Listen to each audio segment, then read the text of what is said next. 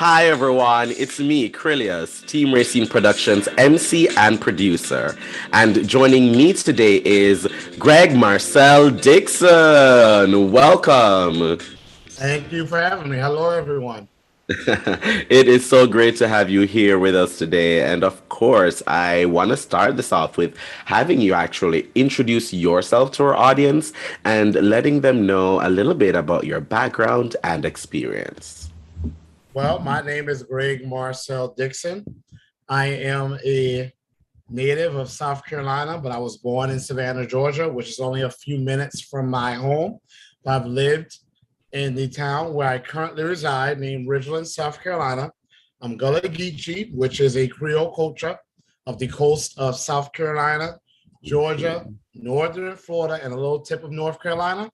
And I've been a teacher for 17 years, and I'm running for South Carolina's U.S. 6th Congressional District against current office holder Congressman James Clyburn. Awesome, awesome. Well, it is great to have you with us today, Marcel. And I'd love to know what was it that made you want to throw your hat in the ring for this election cycle and, really represent the people of South Carolina's 6th Congressional District? It was my reality. Like I said, Mm, I've been a teacher for 17 years, and I poured every ounce of my energy into my students and into their families. And I saw my students soar underneath me. I have letters, a portfolio filled of them. Of course, not all letters have been positive. You can speak to any teacher, and they can all tell you stories how parents lie on us, scapegoat us as society does. But I have letters from the majority of my parents saying I've saved their kids' lives. I've turned their kids' lives around. And I have the misfortune of seeing some of those same kids' lives being taken from them far too soon. And that wasn't always by death, sometimes by incarceration. But the vast majority of my students did not have those extreme outcomes. The vast majority of my students, most of them Black Americans, to whom I will refer to as freedmen, because that is the congressional name for Black Americans who are descendants of American slaves, is freedmen.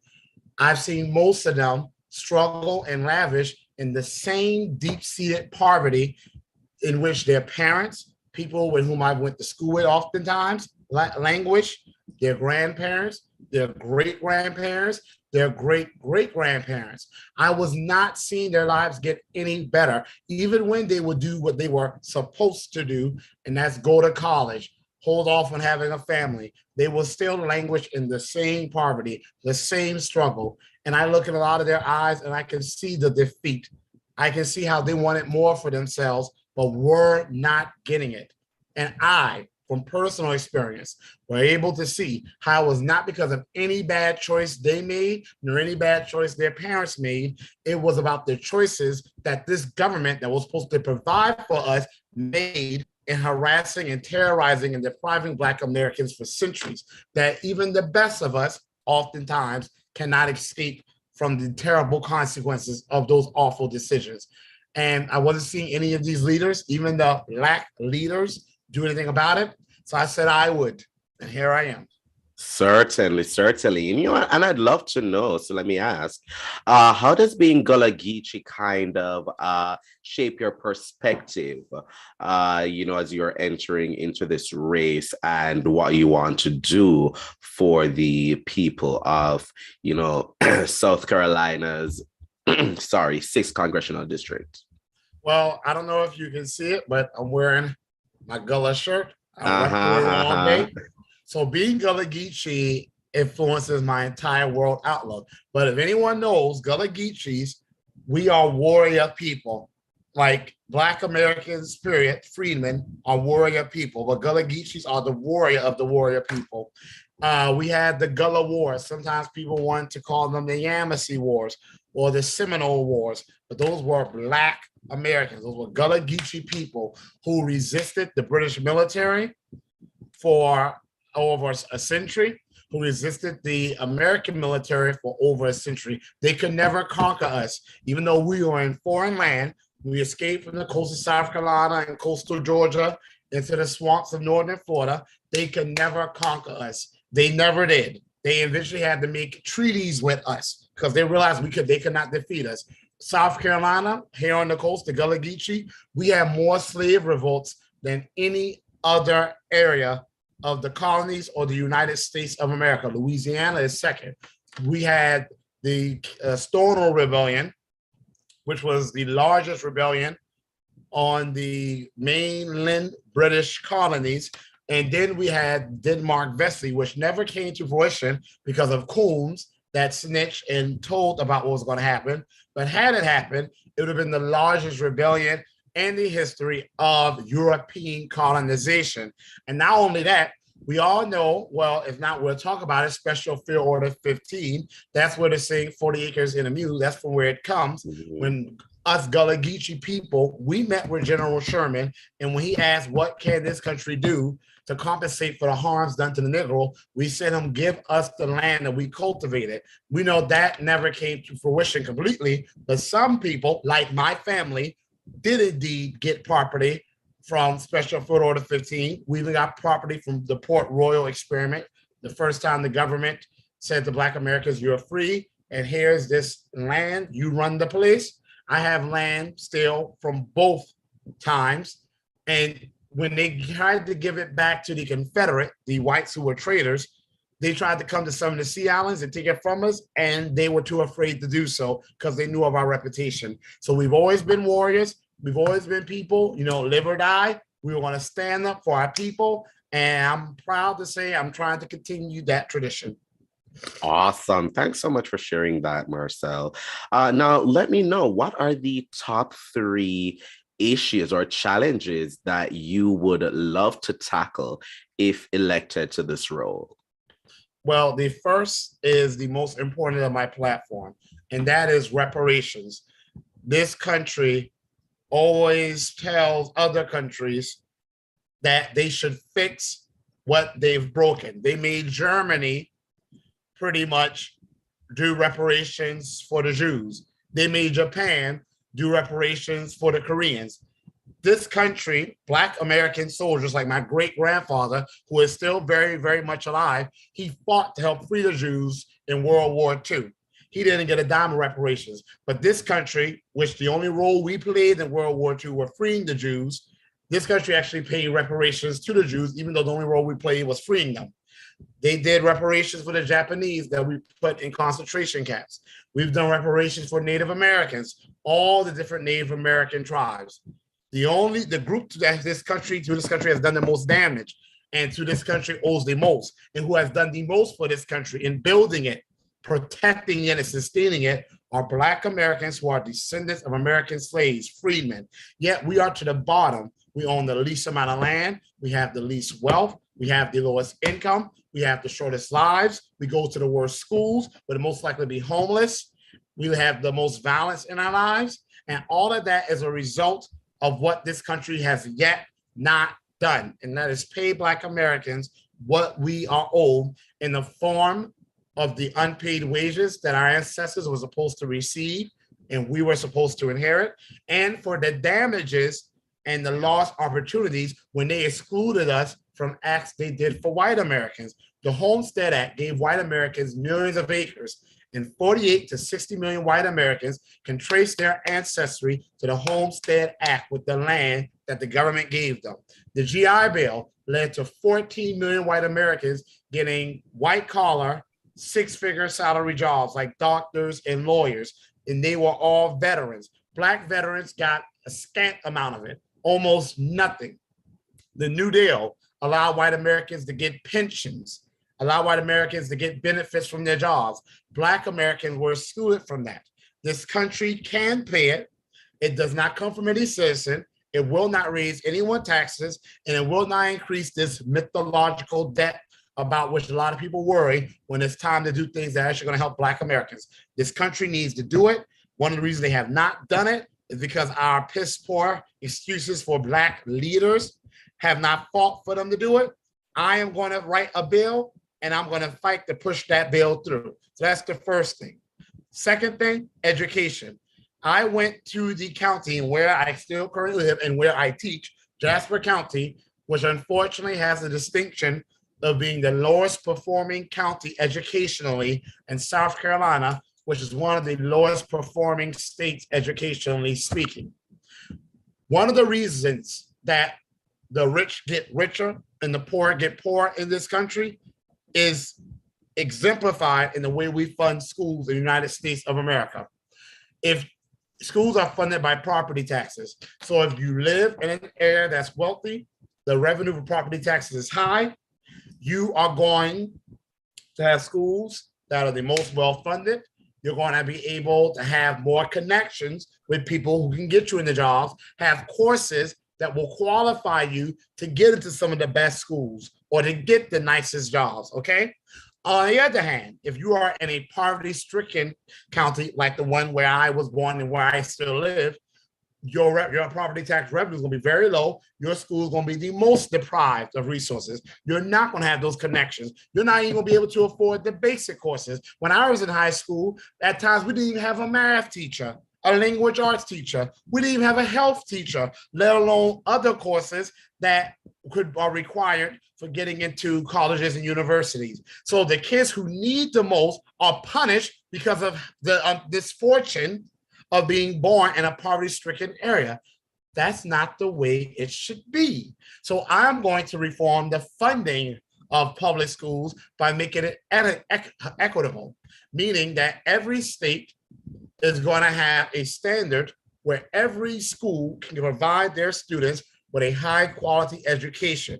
And if a county cannot reach that standard, I'm going to write legislation where the federal government will proportion funds to schools to close that standard so they can have enough for each kid to get a high quality education. So they can give teachers and all school staff drastic pay increases. So they can have psychologists, counselors, and social service employees who can work with struggling families and deal with kids who are disciplinary issues, not teachers who already have enough on their plate. That way teachers can focus on teaching, and those kids who might need help can get the help they need. They can focus on dealing with kids who probably have no excuse for their misbehavior, or even if there is an underlying issue, if they are presenting a threat to the scholastic environment, they can be dealt with quickly and adequately, and educational time and other people's safety can be preserved. So that I'm going to do that also with the USDA, that kids, all kids, deserve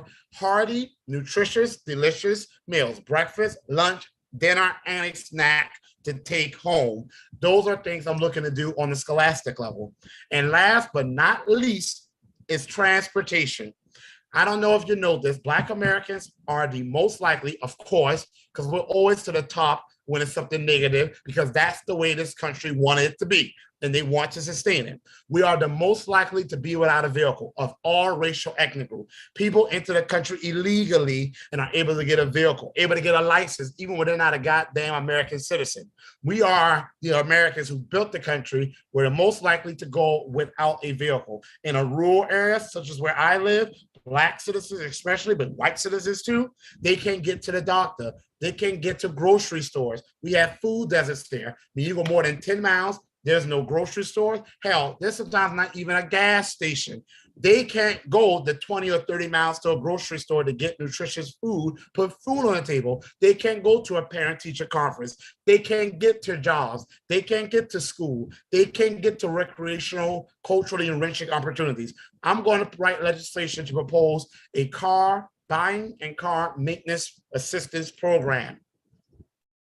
Awesome, awesome. I like that you had all your points and you had all the arguments with it. Thanks so much for that, Marcel. You're welcome. I'm All right. I love to argue, so guess you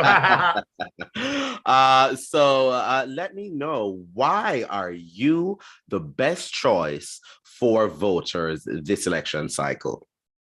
Actually, I will have you do that. 5 seconds. Name any other politician who's running on a platform of repairing Black America to fix America. 1, 2, 3, 4, 5. Time's up. There aren't any. Now you got imitators like Alexandria Ocasio-Cortez, who doesn't know what Black is. When Breonna Joy Gray mentioned reparations for Black Americans or descendants of American slaves, she said, well, who is Black?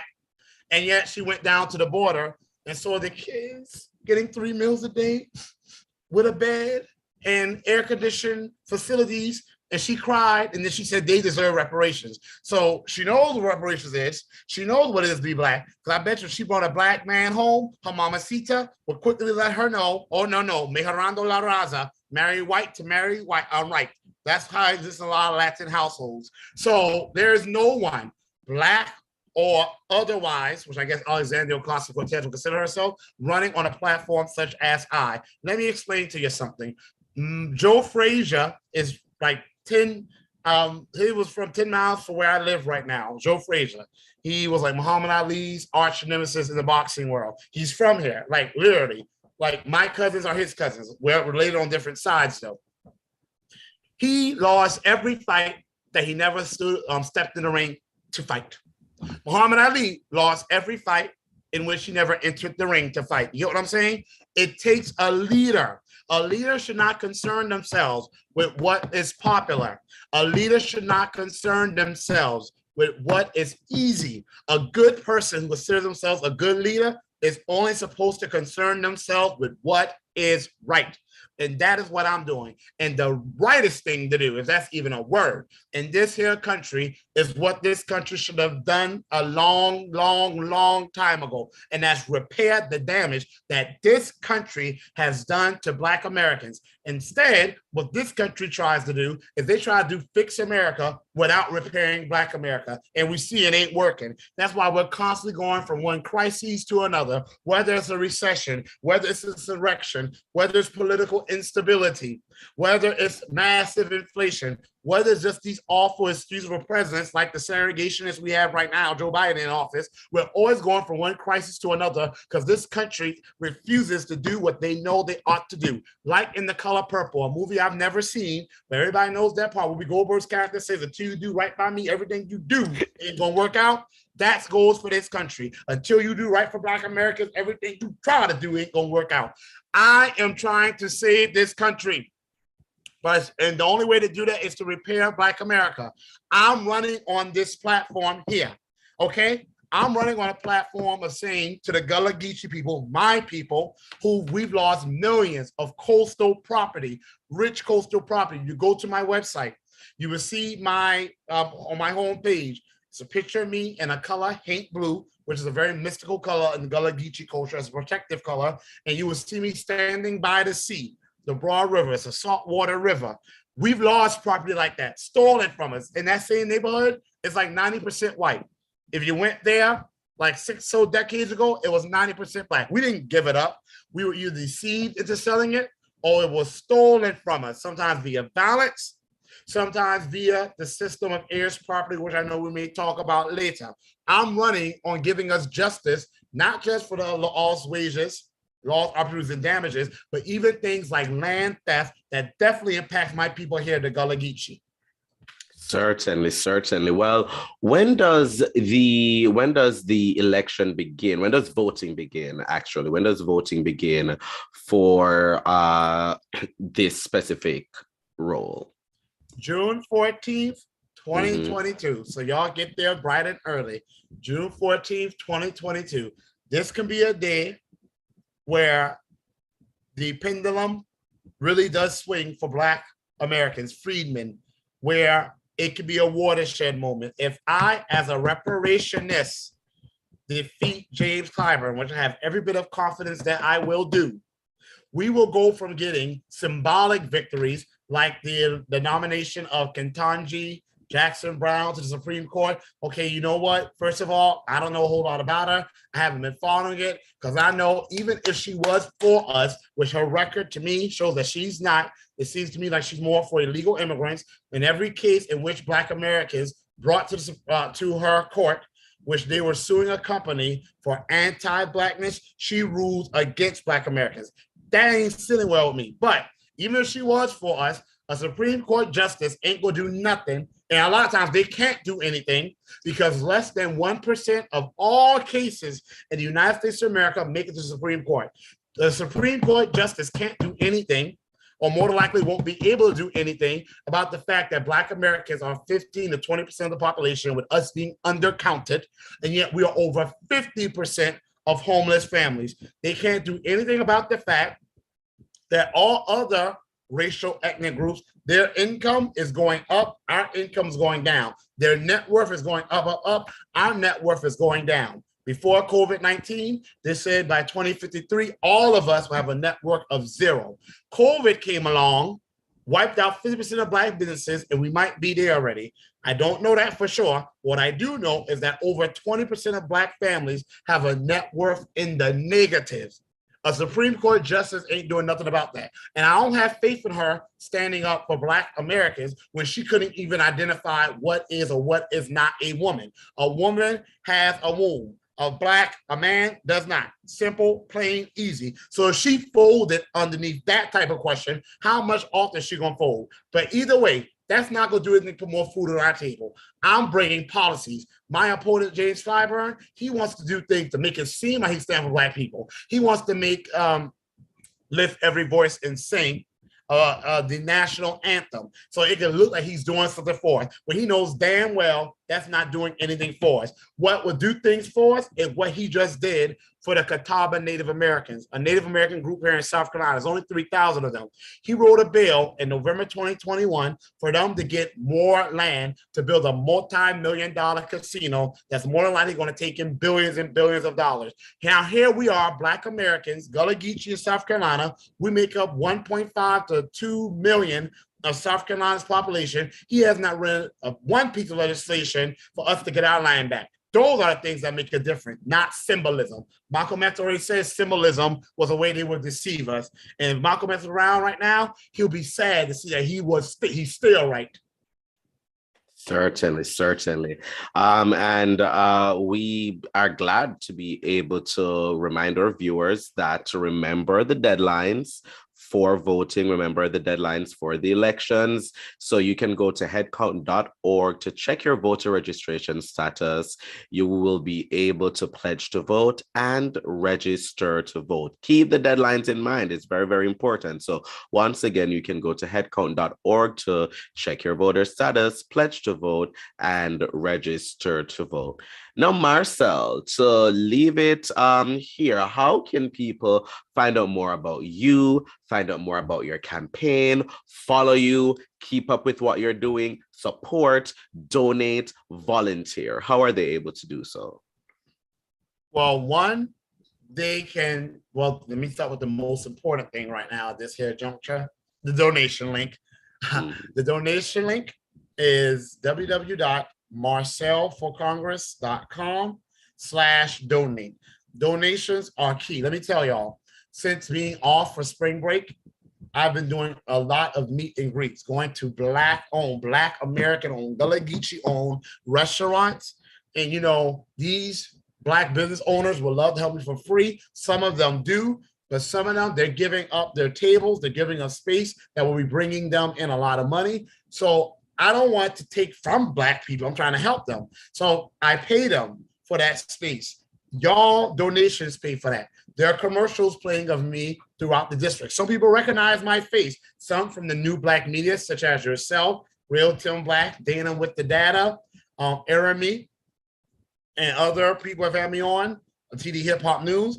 But some recognize me from the commercials that are playing on TV. Y'all pay for that. Some have heard of me on the radio. Y'all pay for that. Some saw me in the newspaper. Y'all pay for that. When I have to travel and I have to sleep in a hotel, so I don't have to travel back to my home and back to where I need to go, y'all pay for those hotels. When people do things for my campaign, and God knows if I could pay them more, I would, but I can't.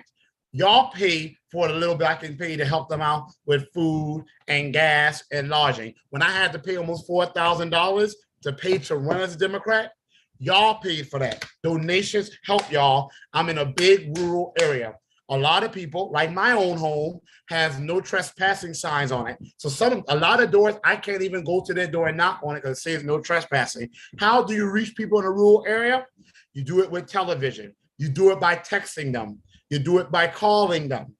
Okay? You do it with newspaper. You do it with the radio. Those things cost money. And I have a staff, very small staff, but a mighty staff. Some want to volunteer, but some just simply can't afford it. Y'all help me keep this campaign going. That's the oil in this here train. So donating is first. Second of all, volunteers are very important. If you would like to volunteer, you can email me at repairblackamerica@marcelforcongress.com. And if you want to find out more about me, you can text me. You can call if you want, but I ain't gonna answer. But you can text and I will respond. It's 843-940-8483. So I'm gonna say my number again, 843-940-8983. Sorry, y'all, 843-940-8983, 8983. And people do text me. Some people do call, and every now and then I am able to answer, but it's very rare. But I do respond to text messages. And last but not least, you can find me on Twitter. I'm very active on Twitter. Matter of fact, maybe a little too active. I'm always in the middle of a good old Royal Rumble roulette in Twitter. So Marcel, digit 4, Congress, Marcel for Congress. I'm always active on Twitter. I respond to people, and sometimes I respond in kind. So if you come at me with foolishness, I might come back at you with foolishness. I ain't trying to be, I'm not your grandmother's politician, okay? I'm not cookie cutter. I'm not a politician of the 1970s. I am a 2022 politician. So I call people coon. I call people fat. I call people names who come after me and call me names. Sometimes I ignore them when they're lucky, but if they catch me on one of those days when they're not so lucky, then they might get something. Exactly. Well, we are going to have those links in the description below so that our viewers can go ahead and check them out. Yeah, so go ahead and check that out. The links will be in the description. Marcel, thank you so much for joining us today. It has been such a pleasure. Thank you for having me. Of course, of course, of course. It's always a pleasure for us to have you here. So I wish you the best of luck on your campaign. Thanks so much. Thank you, but you know what? Save that luck for James Clyburn. He's gonna need it. Y'all figure it out. All right, those who are watching, please follow Team Racing Productions at Team Racing on all forms of social media. Click around our YouTube channel and see what's going on. And don't forget to like, comment, and subscribe. But most of all, thank you for watching. Bye, everyone.